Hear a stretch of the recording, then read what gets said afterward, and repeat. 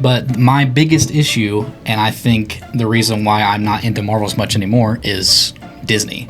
It's Disney's decisions. I've never done drugs, right? Really? But They're trying so much stuff and throwing so much stuff at us. It was just mismanaged. yeah. So this is also kind of a new thing that we thought we would try, but I want to start this off with a question for you all. What do you guys think about the current state of the MCU and all of your thoughts on how Phase 4 and Phase 5? Put them down in the comments so that we can pull them for later videos and we can have some good old discussion between all of us. But that's what we're going to talk about. We're going to have a casual conversation about the current state of Marvel movies. That's what we're doing. Just nice and easy. Yeah. So, because I normally dominate a lot of conversations, I'm going to start. Of course. Honestly, I think people are way too hard on Marvel right now. And you and I have had some conversations before kind of about this. You and I have a little bit, but you and I have had some actual like conversations about this.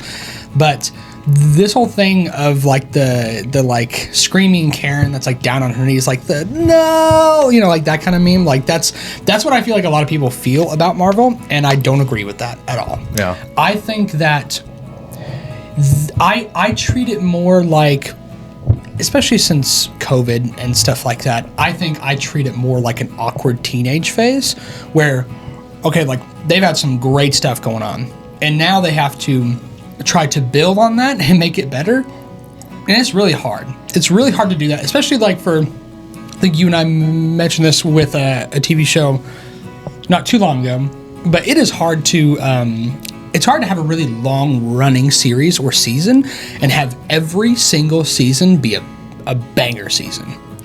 So, like, even with, like, Game of Thrones, right? Like, that's, like, one of our favorite shows. But, there's 8 seasons, but I would say only, 6 of them are, like, genuinely good seasons. There's 2 really weird ones. But there's a lot of time between the start and the end of that. And I think what we're seeing right now is the weird stage where I don't know how much they're actually listening to the fans and how much is their own input that's driven by corporate decisions. But with the mixed bag of all that, I think people are assuming that it's the end of Marvel when it's not. And that's also, if you're assuming that all these have to be good, you're also making an assumption. I'm really dominating the time on this. Wow. You are making, you are also assuming that every comic ever made by Marvel is good, and that's not true either.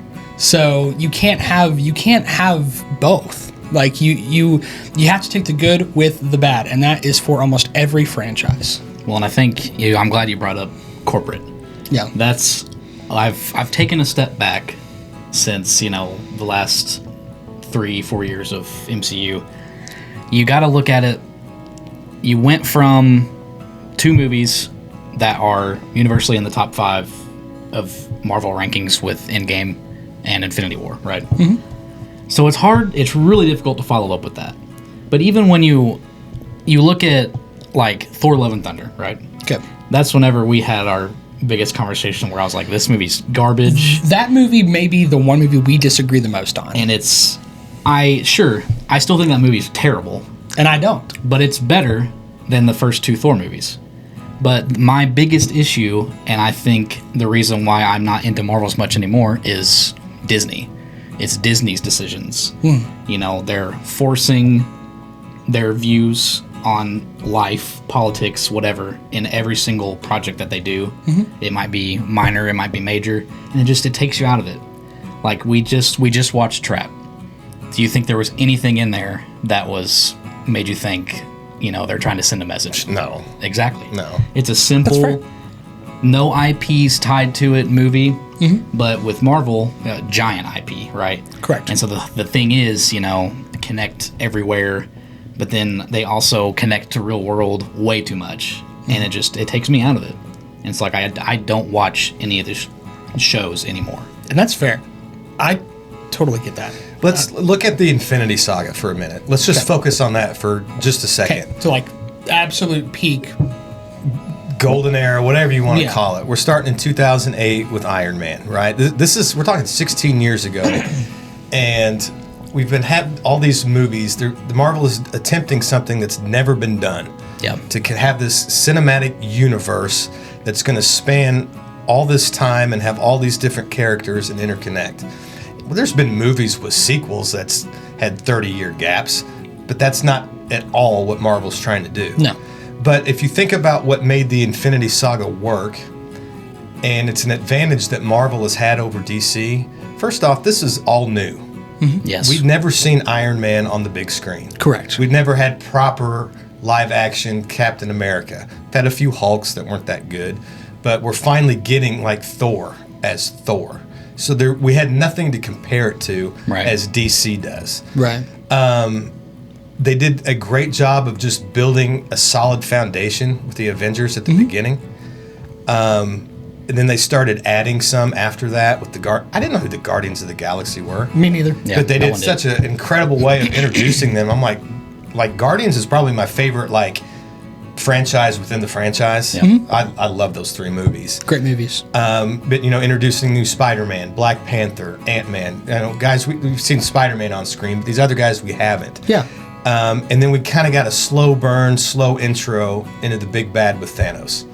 It wasn't just right immediately or anything like that. It was there were connections here and there, but it really wasn't until the first Avengers movie that we knew it was going to be Thanos, right? Well, yeah, but I think part of maybe what people might have a problem with is because at that point it felt like the end point, like Infinity War and Endgame, like they already kind of had that in mind. Like it's kind of like when you write a book and you have to know how it ends before you can write everything else. Like you have to know like, okay, where is this going to? Like what is the climax? Like what is this whole thing for? And so I think with those 2 movies, they accomplished that. And then to go further from that and say, okay, we're doing all that again is very jarring for people because they don't understand, especially for people who aren't used to stuff like that. To be like, oh, turns out in the comics, there's a bunch of big Infinity War Endgame fights all the time. And to see that on the big screen is so different. And I think people going up to Infinity War and Endgame to Black Widow and Eternals and Shang-Chi, you're going to the top of the mountain. Then you drop back down to the bottom to another valley, and they're just climbing a mountain again. That's the way I see it. And I think you're completely right. Having it's good to have your movies have some sort of grounded elements to it, but when you make them so socially relevant, you lose kind of the adventure fantasy aspect of whatever it is you're doing. Yeah. And I agree with that 100%. Because that's a good term, fantasy. Yeah. Even though it's on Earth, they're so out of this world, I still view it as fantasy. I view it not as Lord of the Rings, but you still believe this is not realistic. This is a separate universe. Correct. So it's I expect fantasy tropes a little bit, and I don't. Right. It's weird whenever they put politics into it. Exactly. And with what you were saying, if we just take that peak golden age Marvel, there was clearly a plan in place. And I think the problem right now is that they started having some connections to Kang, and then that just kind of gets thrown out the window. The actors. Correct. Not of any fault of really anybody's except for him. And, they had to make that choice, and I agree with their choice. But that's a whole other topic of conversation. But I don't think people are seeing the plan. I don't think, and I think now with announcing Doomsday and Secret Wars, I think people will start to get more on board, because I think that once you have those titled and labeled, I think people can finally see, okay, so now we can start building the pieces and connecting to whatever it is they're building towards. But what it's felt like the past couple of years is that they're just releasing movies with the sake of movies and cameos for the sake of cameos. And I think that doesn't work. But I don't know. That's just my overall thought on well, I was thinking about this a lot when you first mentioned this idea of doing the show, and I tried to think of, all right, well, what's different with the multiverse saga compared to Infinity War? So if you take out some outside factors beyond anyone's control, number one, after Infinity War, then we had COVID. Yeah. You know, that kind of affected That was a some game things. changer. I mean, Yeah, it really sure. was. For sure. You had the tragic passing of Chadwick Boseman, was going to affect some storytelling. And one of the clear pillars, one of the future guys. Yeah, and T'Challa is a main character, Yep. you know, in this universe. You mentioned Jonathan Majors. He's an incredible actor, Oh, yeah. but things happen and they got to go a different way. Could they recast it? Maybe they tried to. They couldn't get the guy they wanted. I don't know. But that's going to affect things. These are problems that they didn't have during the Infinity Saga. Correct. There was a writer's strike throughout that time also. That is true. And then, kind of to your point, it's hard to follow the Endgame and Infinity War. Yeah. It's hard to chase that. But I think last two things I'll mention. What didn't we have during the Infinity Saga? What was not here that we've got now? In the multiverse. No, well, a bunch of Disney Plus shows. That too. The only shows that were going on during the Infinity Saga were Agents of S.H.I.E.L.D., which was on ABC, and Agent Carter. And those weren't required viewing or anything like that for those movies. Now, when you start the multiverse, we got WandaVision, Loki, Falcon and the Winter Soldier, we got Black Widow prequel. It's not until we get to, and then we got Shang-Chi, and then it's Hawkeye. Yeah. And actually, like, a lot of those shows I kind of like. Yeah. But they're trying so much stuff and throwing so much stuff at us, it was just mismanaged. Yeah. Yeah. And then the last thing I'll say is that the multiverse is tricky. And I think they're kind of starting to understand, like, this is a little bit weird when you got people talking about Earth 10005 and Earth 616. and you know, that for the casual person off the street going to watch a superhero movie, they don't want to hear all that. Yeah. And it's tricky to make all of that work. Yeah. Infinity Saga didn't have those kind of problems, which I think they're starting to understand that they do now. Correct. And if really, when you look at it, we're only halfway through Phase 5. Yeah. Yeah. So we still got back half of Phase 5, and we got all of Phase 6 that's considered the multiverse. I'm not worried. No. I'm not either. I'm optimistic. You know, whenever I just took a look at the whole thing, where we've come from, kind of what we've dealt with in the middle of that, and where they're going now with bringing back the Russo brothers and doing Doomsday, Doctor Doom. Smart move, I think. I'm optimistic, boys. Yeah. I'm too. If I may say. You may. It's allowed. If I may say. Because it's casual. I think I've enjoyed a lot of the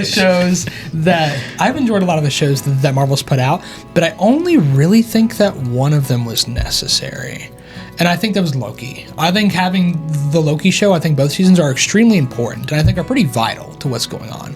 I don't think they could have told the story in the exact right way by doing a movie with that.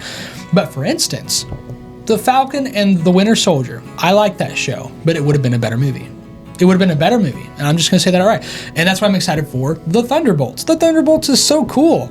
And there's so many cool characters that they're introducing, and I'm so excited. But when you have all these movies coming out back to back, right after COVID, right after all the strikes, and then you have like 17 shows, that's hard. And that's a lot to give to your audience, because then all of a sudden, like, people who aren't caught up, they have so much catching up to do.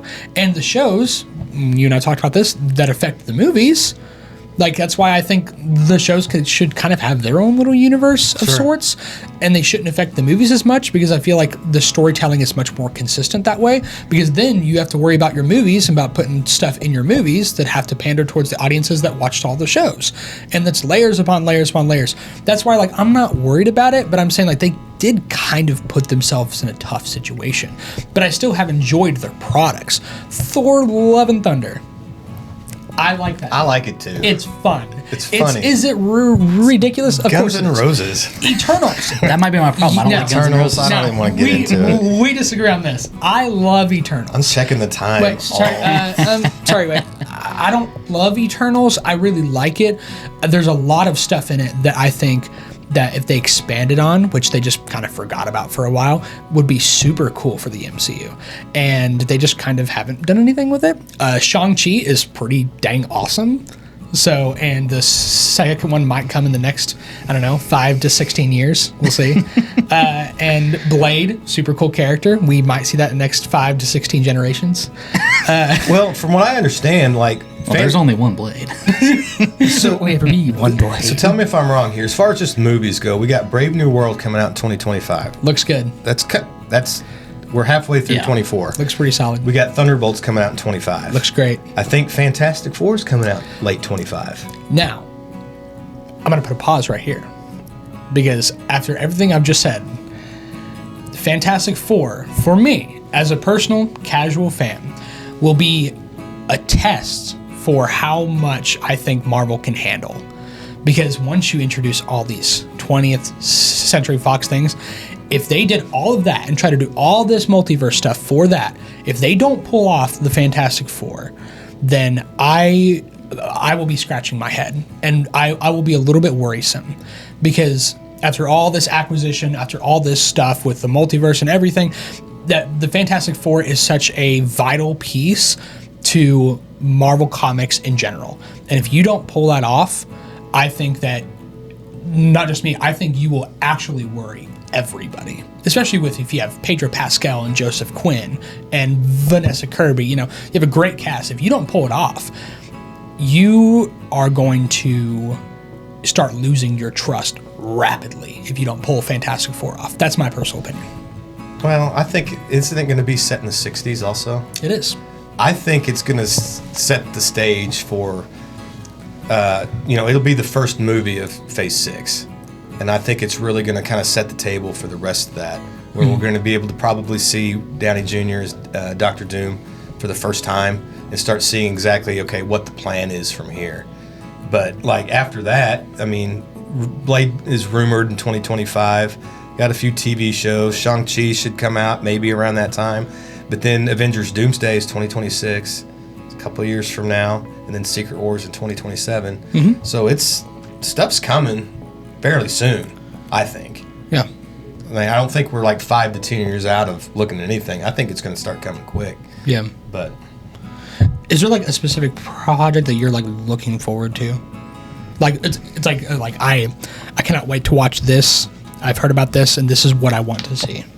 I mean, I don't have extremely high hopes for Brave New World, but I am excited for it. You know, I like the Falcon, and it's showing potential to be similar to Winter Soldier, so I like that. So that's the main thing I'm excited about, is the potential to have another political thriller. Like A little. slow down a little, get rid of the multiverse for a movie, and just have a on the ground film about Captain America and how the military is involved with the MCU and see what happens. Like back to like a grounded, good, solid film for the sake of making a story, and not just like, not every film has to be a setup piece. Yeah, you don't have to continuously build to a movie 3 years from now. Right, and that's part of what made the older movies pretty good, because some of those didn't set up other movies. Like the Winter Soldier didn't really set up a whole lot. But it built that character, and it makes you care. Correct. Which in turn builds up Infinity War and Endgame, because, okay, Captain America is the coolest dude on the planet. Yeah. So now I root for him. I agree with that. If you tell your stories carefully and treat your characters carefully, your audience will love them more, and they will be more invested in them. It'll build no matter for you. what your story is. Yeah. Which is why I think Deadpool and Wolverine was such a huge hit, because let's be honest, its story is kind of flimsy, but the characters were well taken care of. Yeah. And because of that, it earns high remarks for it, because it knows exactly what the audience wants. The audience is not there. The critics are there to say, okay, well, the story was this, the other. But the audience, the people are there to say, okay, I want to see Deadpool and Wolverine. That's what I care about. And I think they handled that greatly. So, have you guys thought beyond that?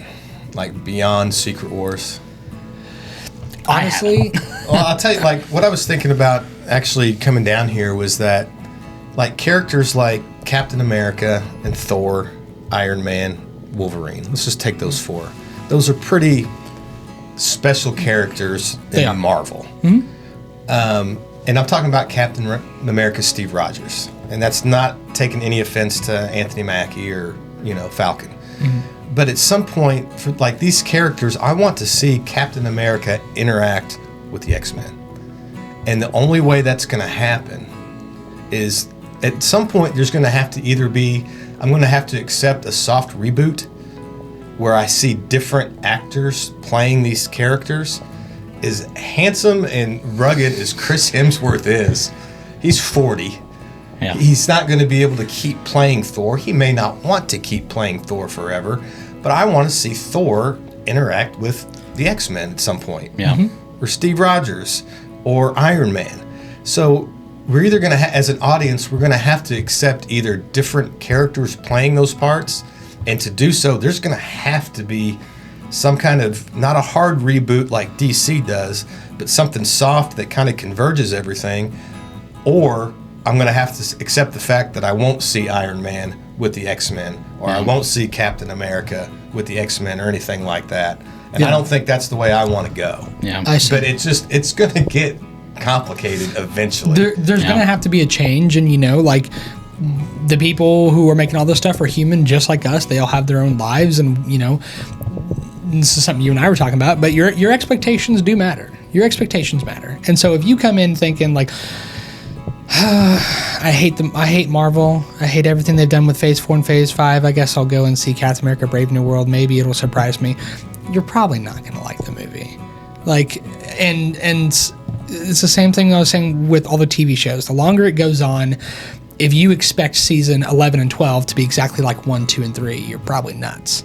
Because books, movies, anything tangible like that is never the same throughout. They're going to have their duds. Yeah. Game of Thrones. The books aren't even done. But the books are, I'm assuming the books are going to be somewhat different than the last 2 seasons of the TV show. And, I hope. But we hope. But this is the nature of the things we deal with. Yeah. And I think that I'm going to talk about drugs for a second. So drugs. Yeah. All right, baby. So Let's go. He's like drugs. Yeah, we're casual. So I kind of compare. I've never done drugs, right? Really? But I've done research and studies on them. This sounds horrible.